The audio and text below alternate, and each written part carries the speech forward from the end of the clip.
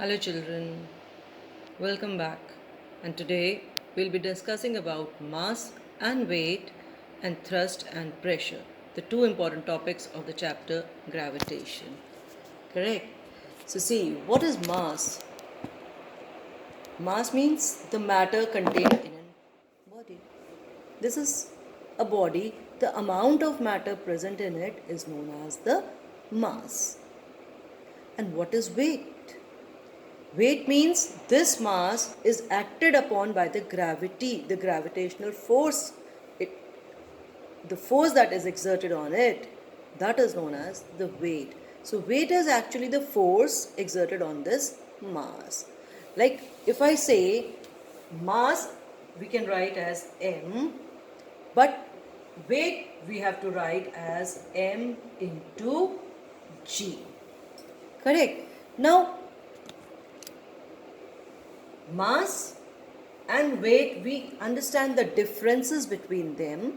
So weight is a vector quantity. Remember, quantities which have got both magnitude and direction. Weight is directional because of the gravitational force. So it is a vector quantity. Mass on the other hand is only having the magnitude. So it is a scalar quantity. मास के लिए जो हमारा SI unit है that is kg. And for weight, we are using the unit called newtons. ठीक है? Now, मास क्या है? मास तो इसका मैटर है. जो भी ऑब्जेक्ट है उसका मैटर है. तो मैटर तो चेंज नहीं होगा. Matter will remain the same. चाहे आप यहाँ पे चेक करो, चाहे आप कहीं और पे चेक करो. Everywhere mass remains the same. It means it has got a constant value. And zero तो हो ही नहीं सकता. अब वेट की बात करो, वेट तो डिपेंड करता है ग्रेविटी के ऊपर, और जब वो ग्रेविटी के ऊपर डिपेंड करता है तो ग्रेविटी जगह जगह पर चेंज होती है. से for example on the centre of the earth what is the gravity? Zero. जब ज़ीरो ग्रेविटी है तो वेट क्या हो जाएगा? m into zero, it will be equal to 0. That is the basic difference between mass and weight. Mass remains the same, weight changes from place to place. आपका weight अगर 60 kgs है यहाँ पर, तो इक्वेटर पे कितना होगा? सेंटर ऑफ द अर्थ पे कितना होगा? Think about it and give me the answer. अच्छा, एक और चीज़, ग्रेविटी पे डिपेंड करता है. तो अर्थ की ग्रेविटी जो है वो डिफरेंट है, मून की ग्रेविटी जो है वो डिफरेंट है. तो अगर हम मून पर जाएंगे तो हमारा वेट क्या सेम होगा? अभी तो हमने बोला कि प्लेसेस पे चेंज करता ही है वेट. तो if we are going on the moon, हमारा वेट 1/6 हो जाएगा, because the gravity of moon is 6 times less than the gravity of earth.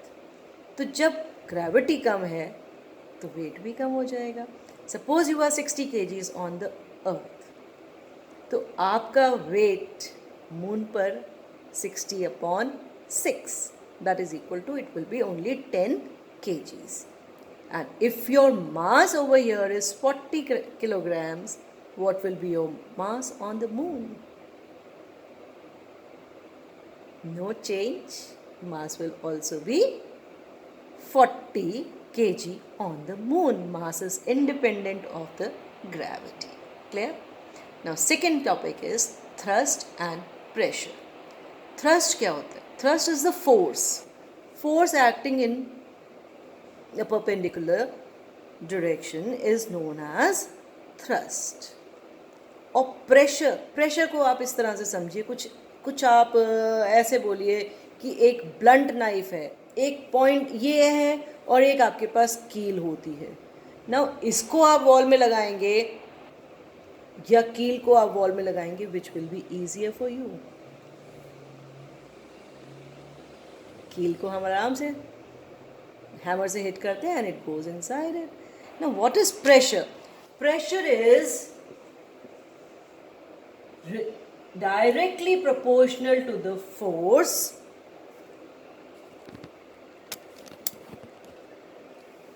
and pressure is inversely proportional to the area. pressure actually is the force acting on unit area. हम ऐसे भी बोल सकते हैं, pressure is equal to force और thrust, कुछ भी लिख सकते हैं, force per unit area, or we can write pressure is equal to thrust per unit area. तो pressure is equal to thrust upon area, that means pressure और area ये आपस में एक इन्वर्स रिलेशनशिप शो करते हैं. इन्वर्स रिलेशनशिप का मतलब क्या हुआ? P is inversely proportional to area. That means अगर एरिया बढ़ रहा है तो प्रेशर कम लगेगा, कीपिंग द फोर्स कांस्टेंट. और अगर एरिया कम है तो प्रेशर ज़्यादा लगेगा. इसका एग्जाम्पल लेते हैं. Let's discuss some examples. Right, पहला एग्जाम्पल हम लेते हैं. आप स्कूल जाते हैं तो आपके पास स्कूल बैग्स हैं. What kind of the straps do you prefer? आपको स्ट्रैप्स मोटे पसंद आएंगे या पतले? पसंद नहीं, आप ये बताइए which will be easier for you, which will be easier for you to hold the bag with that so many books inside it. Load तो बहुत ज़्यादा है. ब्रॉड स्ट्रैप्स होंगे, एरिया ज़्यादा होगा तो प्रेशर कम लगेगा, दर्द कम होगा. अच्छा, आप लोग कभी रेलवे स्टेशन गए हैं? रेलवे स्टेशन पे जो ट्रैक्स होते हैं उनके ऊपर स्टोन्स हैं. आप प्लेटफॉर्म पर चलते हैं, रोड पे चलते हैं तो you are normally able to walk. But अगर आप पत्थर पे चल रहे हैं, what happens? The stones are pointed, और पॉइंटेड होने की वजह से एरिया क्या हो गया? कम. जब एरिया कम होगा तो प्रेशर ज़्यादा लग जाएगा, तो चोट ज़्यादा लग जाएगी. Take some other example. आपको केक कट करना है. केक कट करने के लिए आप प्लास्टिक की नाइफ ले लीजिए, उससे आप कट कर सकते हैं इजीली. केक की नाइफ आती है मार्केट में, जब आप केक मंगाते हैं तो you are easily able to cut because the cake is very soft. But क्या हम उसी नाइफ से एप्पल को कट कर सकते हैं? नहीं कर सकते. रीज़न भी एप्पल इज़ हार्डर, तो उसके लिए हमें प्रेशर डिफरेंट चाहिए. एक चीज़ होती है ब्लंट, एक होता है पॉइंटेड. अब कील को आपको लगाना है तो मैंने बोला था कील को हम आराम से लगा सकते हैं, इसको नहीं लगा सकते, इसका एरिया ज़्यादा है. एरिया ज़्यादा है तो हम मारते रहेंगे, प्रेशर कम लगेगा. और कील में क्या होता है? प्रेशर ज़्यादा लग जाता है, अंदर चले जाती है.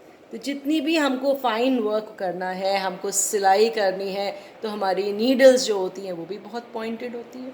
तो हल्का सा प्रेशर लगाने से काम चल जाता है हमारा. एरिया कम, प्रेशर ज़्यादा. Is that clear? सैंड के ऊपर आपने देखा है, आप वॉक करना चाहेंगे तो is it easy for you to walk on sand? नहीं कर पाते. ओके, अगर आप पॉइंटेड हील्स पहने हुए हैं तो आपका पूरा बॉडी का वेट जो है वो पॉइंटेड हील्स के ऊपर आ रहा है. और अगर आप ब्रॉड हील्स पहने हुए हैं तब, और जब आप पॉइंटेड पहने हुए हैं तब, किस में आपको ईज़ रहेगी, किस में आपको कन्वीनियंस रहेगी? Think about it. तो प्रेशर को फाइंड आउट करना है. The formula is thrust upon area. Now thrust is the force, and force acting on unit area is known as the pressure. Pressure का यूनिट, फोर्स का unit क्या होता है? Newton's. Area का unit क्या होता है? Area means side into side, तो मीटर स्क्वायर्स. तो प्रेशर का यूनिट हो गया न्यूटन पर मीटर स्क्वायर. और क्योंकि ये प्रेशर्स के बारे में स्टडी किया था पास्कल ने, तो प्रेशर का यूनिट एक और भी है, and that is known as Pascal's. Clear? So basically you have to study this about pressure, thrust, area, mass and weight. Two differences are there. Mass and weight के बीच में differences करने हैं आपको, और थ्रस्ट एंड प्रेशर के बीच में आपको differences करनी है। छोटा सा टॉपिक है, फटाफट से याद हो जाएगा। I'll be giving you some notes and I'll be giving you the question answers related to this. Do solve them and send me your answers. Until then, bye bye.